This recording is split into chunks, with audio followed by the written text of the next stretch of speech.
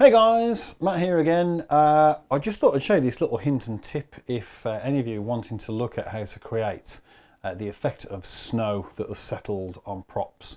I'm working on a feature film at the minute using Iclone, and I've had to try and find a way of creating this effect.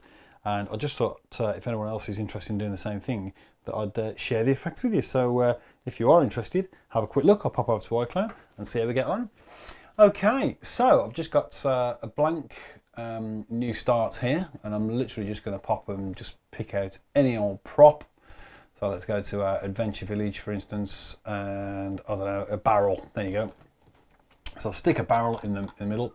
So what I'm going to try and do is I'm going to try and make this barrel look as though it has snow that has fallen and settled on it. So one of the quick ways I've found of doing it is if I Control C and lift up a second barrel. What I'm going to do now is I'm going to select the material on this second barrel, and I'm going to change it all to, when it works, come on, that's obviously what is there originally. I'm just trying to double click. Why won't my double click work? There it is. Seamless snow texture.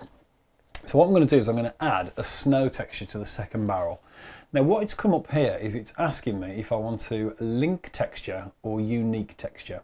Now if I link texture, which is the one that's automatically selected by default, and click OK, then it changes the effect on both of the barrels, as you can see there if I move that one across.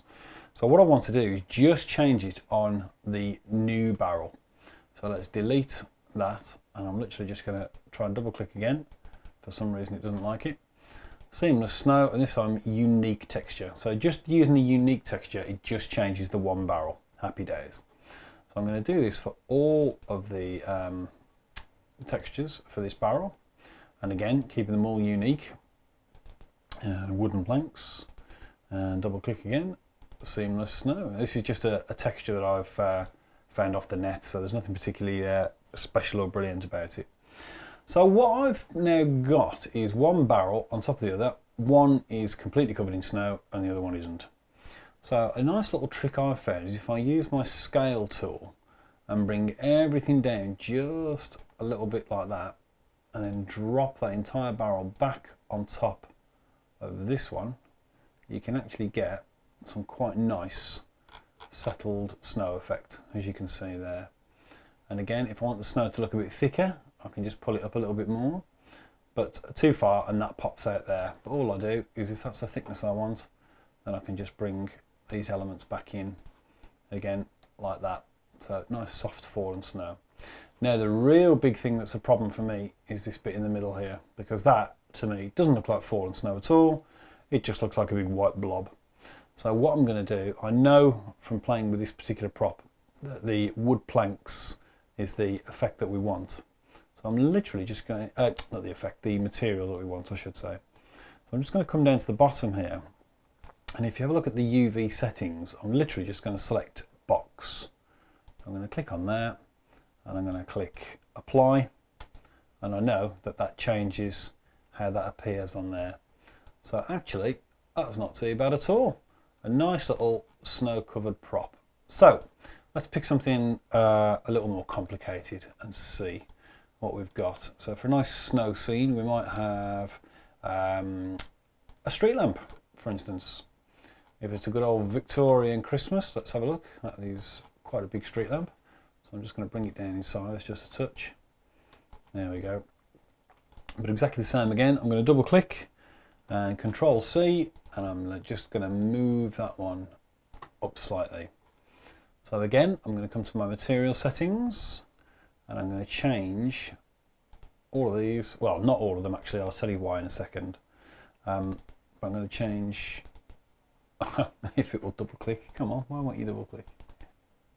Okay, I'm going to double click, and I'm going to add my seamless snow texture onto that one. Now again, I'm going to use unique texture because I don't want to change the one underneath. So you can see a little bit of snow starting to appear there.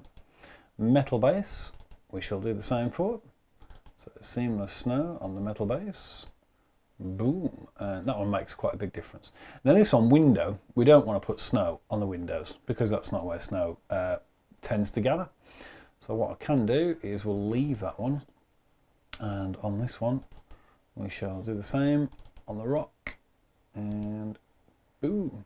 Right, now, all I'm going to do with this one is I'm literally just going to adjust the ins and outs rather than the height, because the height is going to be crucial to this, I think.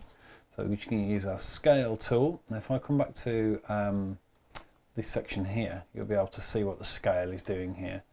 And so whatever we apply to the one side that looks quite right, you can actually then mirror that on the other side if you wanted to, or close enough to. So 7.7 we'll call it. And then we'll literally just drop this down again until it looks as though snow has settled on our street lamp, which looks pretty cool. But that's quite a nice little trick and a nice way of very quickly and simply building fallen snow on something, which is quite cool. So that is hopefully just a real quick way of doing that.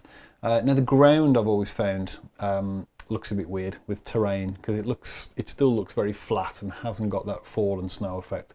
So I found a little quick way of doing that as well. If you've got flat ground, we can just make it look a little bit lumpy and bumpy. So I'll show you how to do that. So coming back in, I'm just going to come to my normal props, which is here, and then I'm going to come down to a 3D block. Excuse me, a bit of a froggy throat. And then down at the bottom, we've got a rounded box. So I'm just going to throw that in there. It's covered our barrel, but that's okay for now. And I'm just going to change the base colour to our seamless snow. And there it is, happy days. So the first thing I'm going to do is I'm going to play with the scale. So I'm going to drop the height right down, keep going, keep going, keep going. And then I'm going to use this one to just grow that box quite large. Again, we can keep pushing that scale down so it looks about right. There we go. So we've got a bit of a basic ground now. But the one thing you might notice on this texture is that snow has been stretched and looks quite terrible. Very, very high pixels. So how do we correct that? So with that material selected, I can come down to the bottom, and here we've got the UV settings, and we've got offset and tiling. So offset means that you can move the actual image that's on the prop, either left, right, or up and down in terms of moving it around, so that you can make sure that it's in the right position. Or tiling means how many times it repeats on that particular area. So because of how big we've grown it, I'm going to put 10 in there, which is nice and big. And I'll put 10 in here as well. So that means it's going to repeat what's on this square 10 times across and 10 times down, which will mean, if I press apply, that the image will get smaller. Now on here, it doesn't look quite right, but if you remember what we did before, we clicked the box of the UV settings, and if we click that and then apply again, you'll see that it's made that snow texture really quite nice and looks much nicer to work with, which looks pretty cool. Okay, but it's still very flat, as you can see. Now, depending on your camera angles, you'll probably get away with actually just that. But if you did want to add a little bit of a lumpy bumpiness into that to give it more of a real look, depending on how low you want your camera to be, then what you can do is you can go into the displacement settings, which is just here. So again, I'm going to double click that. Now, because our snow texture already looks quite good and has already got areas of light and dark in there, I'm also going to use that as a map for our displacement, for a height map. So I'll click OK, and you can see straight away the snow has got thicker, but there's still not much in the way of lumpy bumpy or movement on there. So the first thing I'm going to do is do what we did with the background, and I'm going to tile that image so that it matches underneath quite well. Now, in fact, it's already done it by the looks of it. Let me just double check. Displacement. It has, yeah. So it's tiled 10 by 10. Fantastic. And it's already showing correctly because of in there. So the first thing we're going to do then is move up to this section here, which is tessellation. And you can see if we play with these, we can actually make the snow go quite thick and lumpy and bumpy, and it will create fake squares in there. Now, we probably don't need too much, but you can kind of see what it does if I start moving things around.